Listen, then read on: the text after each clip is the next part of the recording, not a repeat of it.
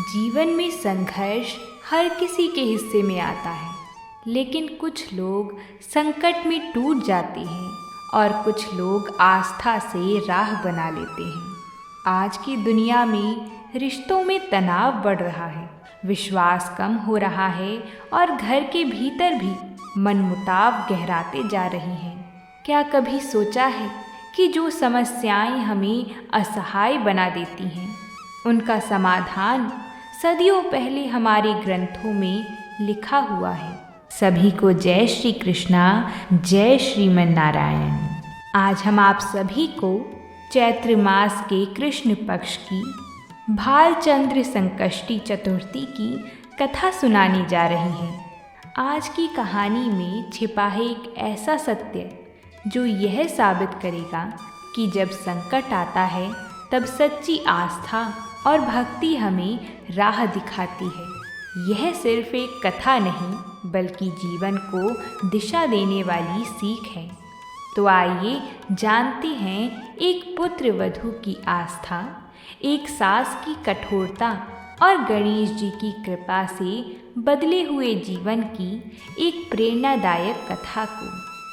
एक समय जब चैत्र माह की कृष्ण पक्ष की चतुर्थी तिथि थी, तब माता पार्वती ने भगवान गणेश से पूछा कि हे पुत्र, इस दिन आपकी कौन सी रूप में पूजा की जाती है? तब भगवान गणेश बोले, माता, इस दिन मेरे भालचंद्र स्वरूप की पूजा की जाती है। यह व्रत सभी संकटों का नाश करता है और मनोवांछित फल की प्राप्ति कराता है। इसलिए इस व्रत को भालचंद्र संकष्टी चतुर्थी का व्रत कहा जाता है। दोस्तों, जीवन में अक्सर हम छोटी छोटी समस्याओं को लेकर घबरा जाते हैं, लेकिन जो व्यक्ति धैर्य और श्रद्धा रखता है वही अपने जीवन में बड़ी सफलताओं को प्राप्त करता है। भगवान गणेश जी माता पार्वती को भालचंद्र संकष्टी चतुर्थी का महत्व बताते हुए कहते हैं, माता, इस व्रत को पूरे दिन रखकर रात्रि में पूरी विधि विधान से मेरा पूजन करना चाहिए। इस दिन अपने सामर्थ्य के अनुसार ब्राह्मण को भोजन कराना चाहिए। यह पूर्ण रूप से सभी संकटों का नाश करता है। इस व्रत के स्मरण मात्र से ही मनुष्य को सभी सिद्धियों की प्राप्ति सहज रूप से ही हो जाती है। इस व्रत से जुड़ी एक कथा के विषय में बताता हूँ। आप इस कथा को ध्यानपूर्वक सुनिएगा। श्री गणेश जी अपनी माता को कथा सुनाते हुए कहते हैं, माता, सतयुग में मकरध्वज नाम के एक राजा हुए थे। वह परम प्रजापालक थे। उनके राज्य में सभी लोग सुखी और समृद्ध जीवन व्यतीत कर रहे थे। सभी वर्ण के लोग अपने अपने धर्म का पूरी निष्ठापूर्वक पालन किया करते थे। प्रजा निरोगी और स्वस्थ जीवन व्यतीत करती थी। प्रजा में चोर और डाकू आदि का कोई भय नहीं था। नगर में रहने वाले सभी लोग उदार, दानी, धार्मिक, बुद्धिमान और सुंदर थे। इतना सुंदर राज्य होने के बावजूद राजा पुत्र सुख से वंचित थे। पुत्र रत्न की प्राप्ति हेतु उन्होंने कई प्रयास किए। अंततः महर्षि याज्ञवल्क्य की कृपा से उन्हें एक पुत्र की प्राप्ति हुई। पुत्र की प्राप्ति होने पर राजा की खुशी का कोई ठिकाना नहीं रहा। अब वो अपने राज्य का संपूर्ण कार्यभार अपने मंत्री धर्मपाल को सौंपकर विविध प्रकार के खेल खिलौनों से अपने राजकुमार का पालन पोषण करने लगे। दोस्तों, जब हम अपने कर्तव्यों से दूर हो जाते हैं और सिर्फ भौतिक सुखों में ही रम जाते हैं, तब धीरे धीरे समस्याएं जन्म लेती हैं। सुख का संतुलन बनाए रखना आवश्यक है। यहाँ राज्य का शासन अपने हाथों में आ जाने से मंत्री धर्मपाल धन धान्य से संपन्न हो गए। मंत्री महोदय को एक से बढ़कर एक पुत्रों की प्राप्ति हुई। सभी पुत्रों का विविध विधान से पूरे हर्षोल्लास के साथ विवाह संपन्न किया गया। अब सभी माताएं पुत्र धन का उपभोग बड़े जतन से करने लगी। परिवार के सभी सदस्यों में सबसे छोटे पुत्र की पुत्रवधू बहुत ही धर्मपरायण थी। वो भगवान गणेश की परम भक्त थी। चैत्र माह के कृष्ण पक्ष की चतुर्थी आने पर उसने भगवान गणेश की पूर्ण श्रद्धा से आराधना और पूजा की और उनका व्रत और अनुष्ठान भी किया। पूजन और व्रत से विचलित होकर सास अपनी पुत्र वधू से कहने लगी, अरे क्या तंत्र मंत्र द्वारा मेरे पुत्र को अपने वश में करने के उपाय कर रही है। अपनी सास द्वारा बार बार निषेध किए जाने पर भी अपनी पुत्र वधू में कोई बदलाव आता ना देखकर सास फिर बोली, अरे दुष्टा, मेरे बार बार कहने पर भी तू मेरी बात को अनदेखा कर रही है। मैं तुझे पीट कर ठीक कर दूंगी। मुझे यह सब तांत्रिक अभिचार पसंद नहीं है। अपनी सास की बात सुनकर पुत्र वधू ने विनम्रता से कहा, हे सासू माँ, मैं संकट नाशक भगवान गणेश का व्रत कर रही हूँ। यह व्रत अनुष्ठान करने से मनोवांछित फल की प्राप्ति होती है। अपनी पुत्र वधू की बात सुनकर क्रोधवश सास ने अपने पुत्र से कहा, हे पुत्र, तुम्हारी वधू जादू टोने पर उतारू हो गई है। मेरे बार बार समझाने पर भी उसने मेरी एक ना सुनी। अब तुम ही उसकी अकल को ठिकाने लेकर आओ। मैं किसी गणेश जी को नहीं मानती। वह कौन है और उसका व्रत कैसे होता है? हम लोग तो राजकुल से हैं। हमारी भला किस विपत्ति को वो नष्ट करेंगे? अपनी माता की आज्ञा को मानते हुए उसके पति ने उसे मारा और पीटा। इतनी पीड़ा को सहन करते हुए भी उस पुत्र वधू ने व्रत को पूरा किया।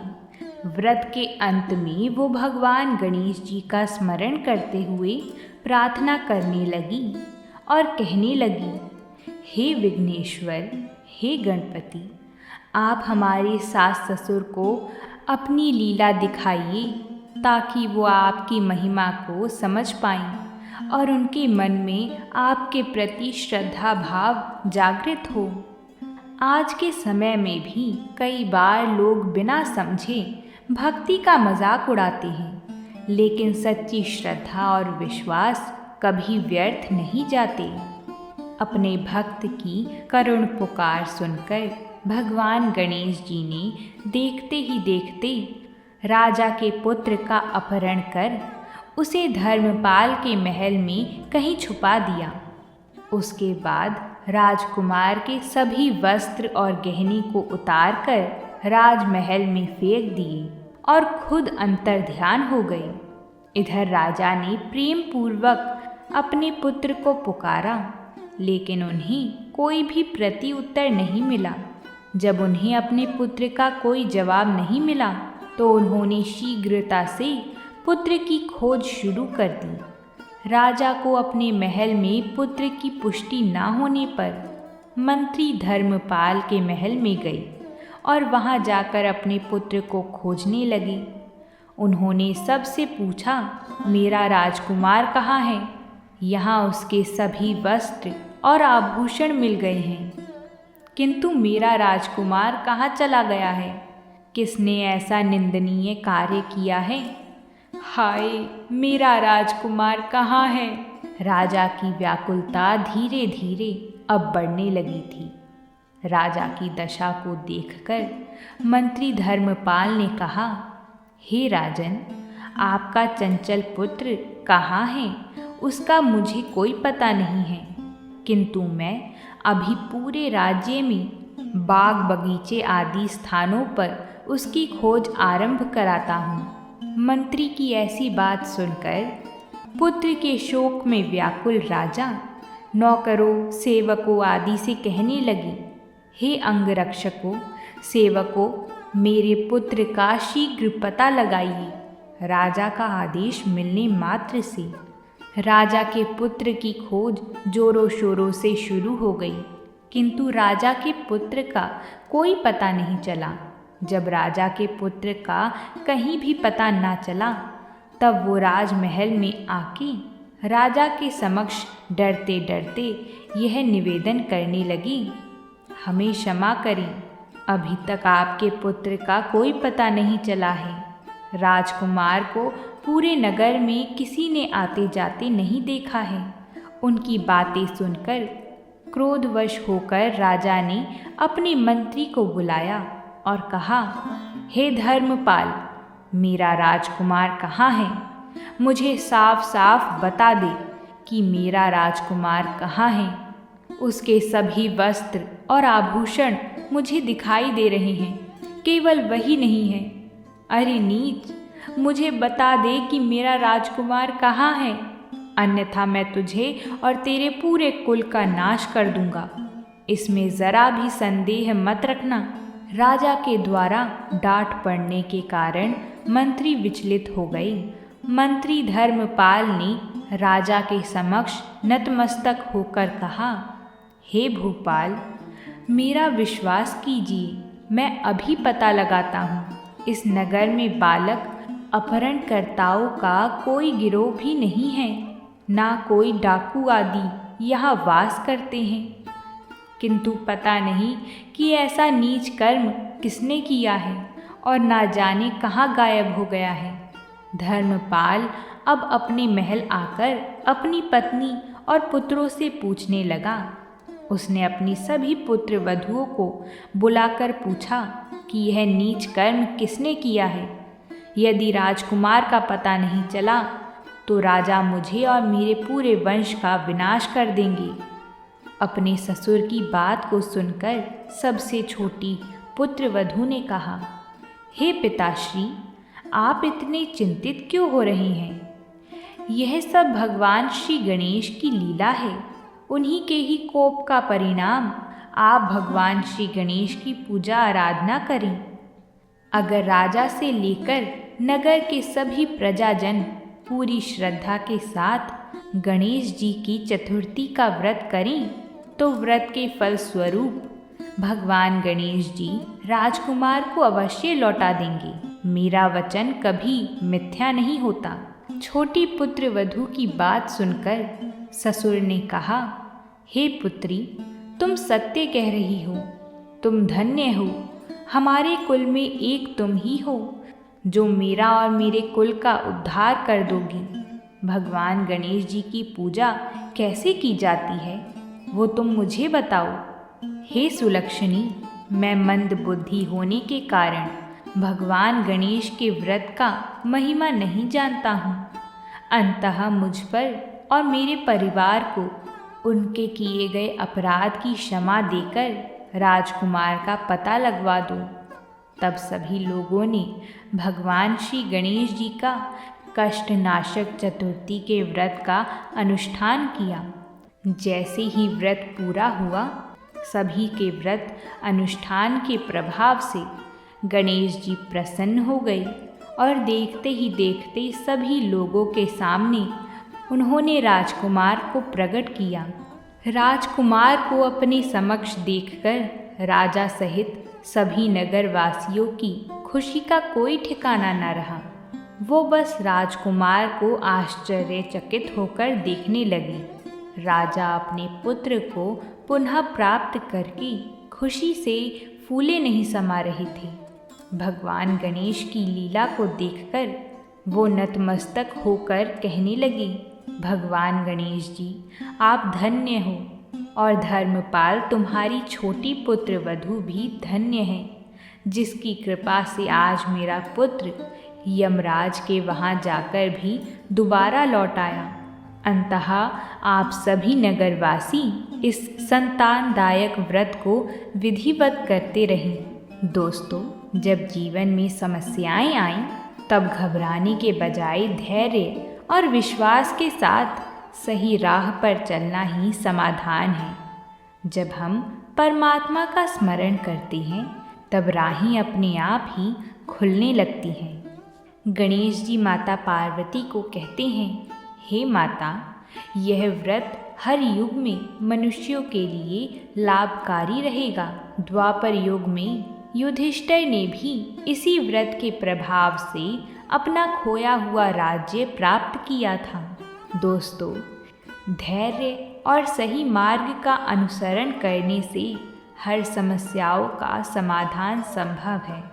चाहे परिस्थिति कितनी भी कठिन क्यों ना हो, यदि हम सच्चे मन से भक्ति करें और अपने कर्तव्यों का पालन करें तो सफलता निश्चित है। बोलिए गणपति बाप्पा मोरया। जो व्यक्ति सच्चे मन से भगवान गणेश की पूजा करते हैं, माना जाता है कि उसके जीवन के सभी विघ्न समाप्त हो जाते हैं। आप भी संकष्टी गणेश चतुर्थी का व्रत करें और अपने जीवन में सुख समृद्धि लेकर आएं। अगर आप सभी को हमारी ये कथा पसंद आई हो तो वीडियो को एक लाइक ज़रूर करें। साथ ही में हमारी और कथाओं को सुनने के लिए चैनल को सब्सक्राइब ज़रूर कर लें। अब हम आपसे फिर मिलेंगे एक नई कहानी के साथ। तब तक के लिए प्रेम से बोलिए भगवान श्री हरि की जय हो।